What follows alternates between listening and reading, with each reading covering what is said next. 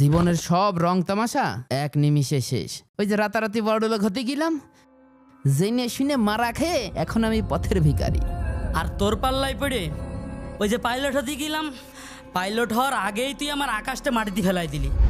যদি বাপটার কথা শুনে আমি পড়ালেখা করতাম তাহলেও তো জীবনে একটা কিছু করতে পারতাম। তোর জন্য আজ আমিও পথের ভিখারি। কে? আমি কি তোকে জোর করেছিলাম? তুই তো আমার চেয়ে বেশি লাফালাফি করছিলি। নাচানাচি কোটিপতি হবে। আচ্ছা বাদ দে সব, তুই একটা কথা কদিনি, তোর এই ফকির হওয়ার পিছনে কারণটা কি? আমি না হয় তোর বুদ্ধিতে ফকির হলাম, কিন্তু তুই ভিখারি হলি কার কথাই? সাকিব আল্লাহ। কি সব উল্টো পাল্টা কথা করছিস? তোর 14 গোষ্ঠীর কেউ কোনদিন ঢাকা মিরপুর স্টেডিয়ামের আশেপাশে গিয়েছ বলে তো আমার মনে হয় না। আর সাকিব আল হাসান তোর কিভাবে চেনে? কিভাবেই বা তোর জীবন নষ্ট করলো? আসে রে ভাই, সবই ধোকা। এই যে বড় বড় সেলিব্রিটি যাদেরকে আমরা মাথায় তুলে নাচি, এদের উপর বিশ্বাস রেখেই তো আজকে আমি ইট ভাটায় কামলা খাটছি। সাকিব আল হাসান আমার জীবনটা শেষ করে দিয়েছে।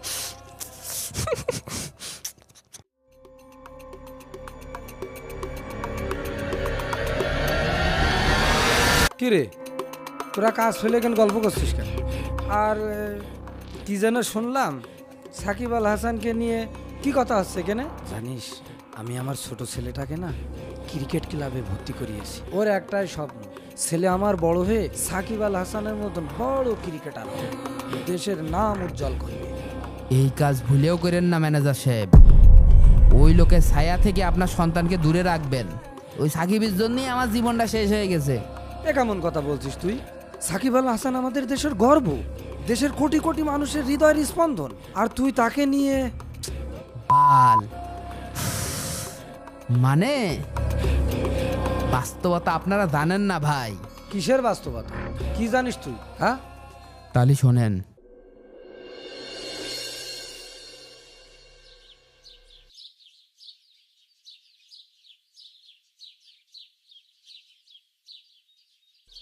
দিলাম 15,000 টাকা।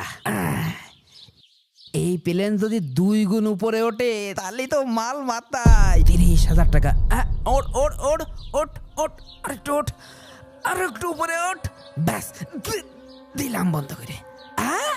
30,000 টাকা। কি রে ইমরান, তোর কি হয়েছে? এরম পাগলের মতো লাফাচ্ছিস কে? মালমূল খাইছিস নাকি? আরে বন্ধু, কাম তো একটা করে ফেলেছি। ওই 30,000, 15,000-এ 30,000 লাভ। হই হই হই। কি কাজ? সারাদিন তো দেখলাম তুই বাড়িই রইছিস। এই দেখ, 1 ঘন্টায় 30,000 টাকা ইনকাম করেছি। গাজা কি বাসিটা খাইছিস নাকি নতুন মালমূল ধরেছিস? আমি সকালতে সন্ধ্যে পর্যন্ত রোদি পুড়িয়ে খাটনি করে এই 800 টাকা কামাই করে বাড়ি ফিরলাম, আর তুই 1 ঘন্টার মধ্যে 30,000 টাকা কামাই করে ফেললি? এসব কথা তো পাগলেও বিশ্বাস করবে না। আমি জানতাম তুই বিশ্বাস করবি না। চল, তোকে প্রমাণ দেখাচ্ছি।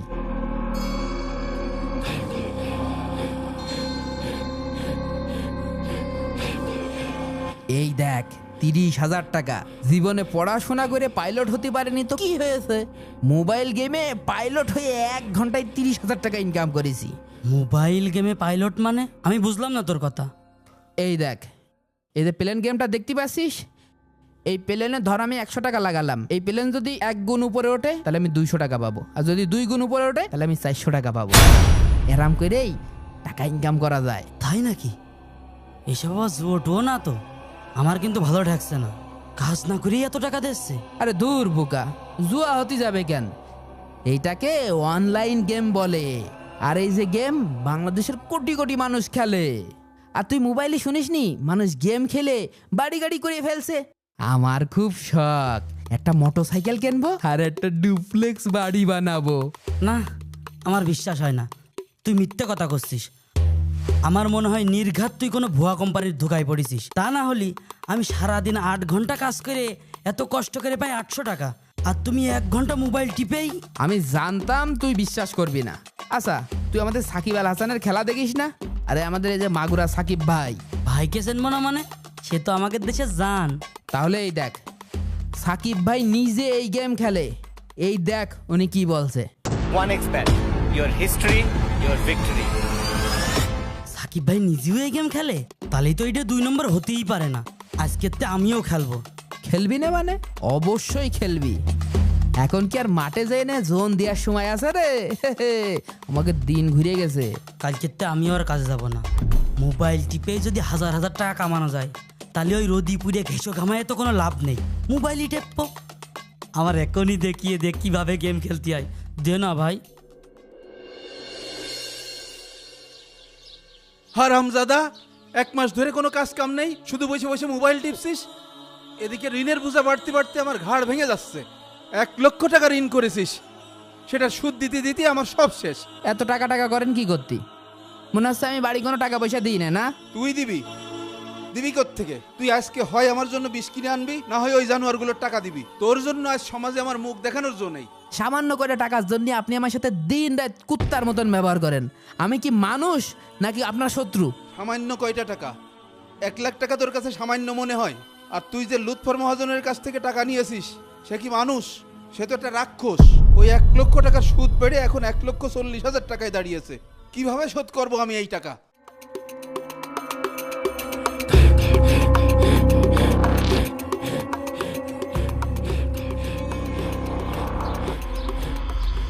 কি করিম ভাই, ছেলের সাথে এত চিল্লা চিল্লি কিসের? আমার টাকা দিবেন নাকি ভিটামাটি লিখে দিবেন সেই পরামর্শ করছেন বুঝি? তা কই আমার 1,40,000 টাকা এক্ষুনি বের করো।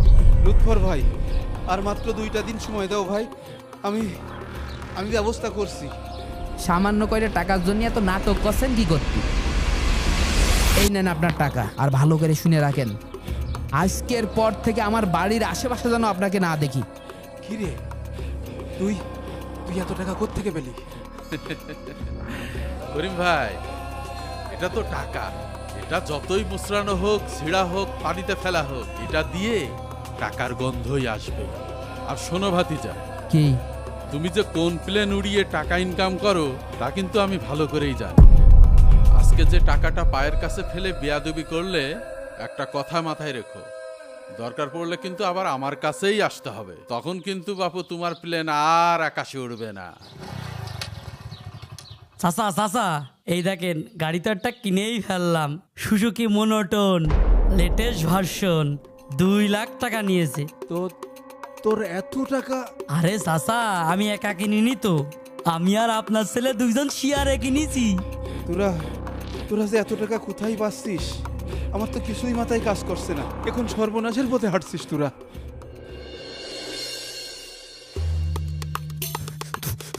তুই একটা কথা বলবি না? তোর জন্য আমার বউ চলে গেছে। জুয়া তো আমি 1 লাখ খেলতাম, তুই তো উস্কে সব টাকা শেষ করেছিস। লোভে পড়ে সব টাকা ঢেলে দিয়েছিস। যখন হেরে গেছিস তখন সব দোষ আমার উপর চাপাই দিচ্ছিস না? আরে থাম, তোরা কি শুরু করলি? তোরা কি পাগল হয়ে গেছিস?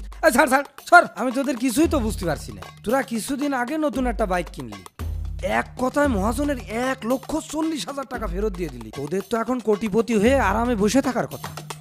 তাহলে তোরা ইট ভাটায় কাজ করছিস কেন, আর মারামারি বা করছিস কেন?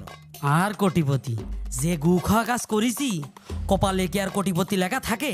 আমি কি তোকে প্লেন গেম খেলতে সাদাসাদি করেছিলাম নাকি? তুই তো তোর নিজের ইচ্ছায় খেলেছিস। এখন যেই তুমি টাকা হেরে গেছো সেই শব্দ সামান না? তুই তো আমার সাকিব আল হাসানের ভিডিও দেখে আমার লোভ ধরাইছিস। তুই তো কইছিস এই প্লেন আকাশে উড়লেই লাখ লাখ টাকা। আরে থাম তো, সাকিব আল হাসান, জুয়া, প্লেন সবই তো বুঝলাম, কিন্তু তারপর কি হলো? কিভাবে তোদের এই অবস্থা হলো সেটা বল।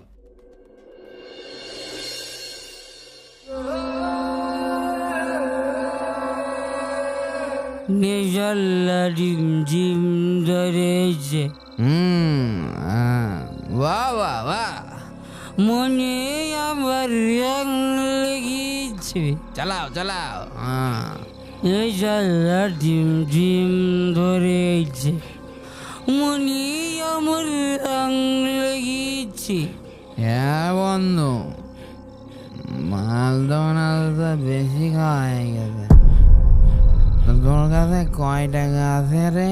বন্ধু, আমার কাছে 2 লাখ টাকা আছে, সব ক্যাশ। তাহলে এক কাজ করি, আমার 2 আর তোর 2, মোট 4 লাখ। এই 4 লাখ দিয়ে 8 লাখ বানাই ফেলি, আর আজকে খেলে অ্যাপস ডিলিট করে দেবো। হ্যাঁ, না বন্ধু, আমার ভয় লাগছে, যদি সব টাকা হারিয়ে যায় তখন কি হবে না? আরে ভয় পাস কেন বন্ধু? তুই কি আমার বিশ্বাস করিস নে? আমি কথা দিচ্ছি 8 লাখ বানাবই। শাকিল সেই রাত্রে অনেকবার বারণ করেছিল, ওর না আমি কানেই নিইনি।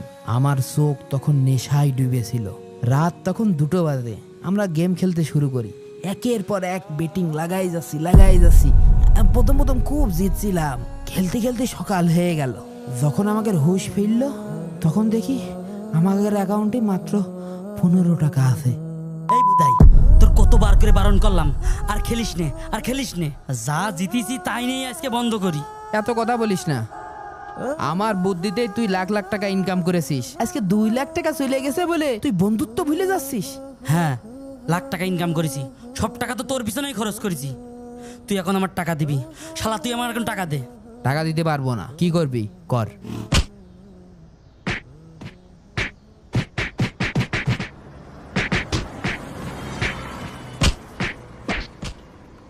কি গো বাপু, প্লেনের তেল শেষ হয়ে গেল নাকি? লুৎফর ভাই, আপনি তো আমাকে জানের ভাই, আমাদের বাসান। আমাদের আর 2 লাখ টাকা ধার দেন, কথা দিচ্ছি সব টাকা একবারে শোধ করে দেবো। কি বললি? আমি তোদের জানের ভাই? সেদিন যে আমার মুখের উপরে টাকাটা ছুঁড়ে মারলি, মনে নেই? ভাই, এবারের মতো মাফ করে দেন ভাই। আপনি তো জানেন, আপনার কাছ থেকে টাকা নিলি সেই টাকা আমরা সুদি আসলে সময় মতো ফেরত দিয়ে দিই। আমাদের 2 লাখ টাকা হাওলাত দেন ভাই। আজকের ভিতরে 4 লাখ টাকা বানায় সুদি আসলে আপনার 2 লাখ টাকা ফেরত দিয়ে দিবানে ভাই। তোদের এই ফাঁকা আওয়াজ আমার ভালোভাবে চেনা আছে।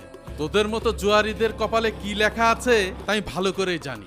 শোন, আমার কাছ থেকে নতুন করে যে 1.5 লক্ষ টাকা নিয়েছিলি, আগামী 2 দিনের ভিতরে ফেরত দিবি। তা না হলে তোদের দুটোরই হাতের কবজি আমি কেটে নেব।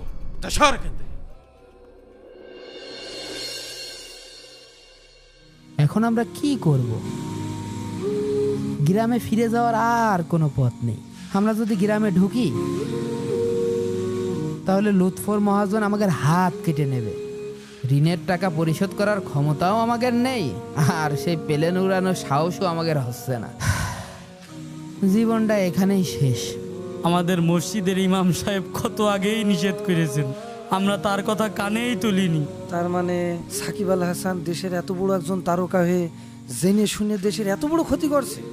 আমি তো আমার ছেলেটাকে ওর মতনই বানাতে চাইছিলাম। কাদের ভাই, সাকিব আল হাসান তো নিজেই দেশে থাকে না, সে থাকে বিদেশে।